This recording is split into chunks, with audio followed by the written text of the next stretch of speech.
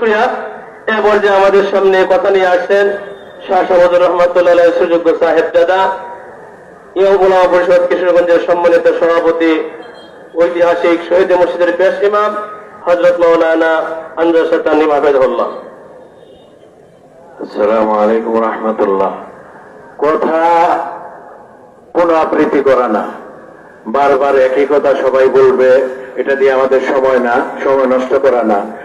মূল আলোচনা একটাই, কোরআনের বিরুদ্ধে যে কোনো পায়তারা করবে, কোরআনের বিরুদ্ধে যে কোনো কানুন চালাবে, আমরা ইনশাল্লাহ যুদ্ধে লিপ্ত হবো ইনশাল্লাহ। এবং লাঠি নিয়ে নয়, প্রতিটা জায়গায় জায়গায় আমরা কি করব, কোরআনের বিরুদ্ধে যে কেউই হোক না কেন সকলের উপর আমরা ঝাঁপিয়ে পড়বো ইনশাল্লাহ।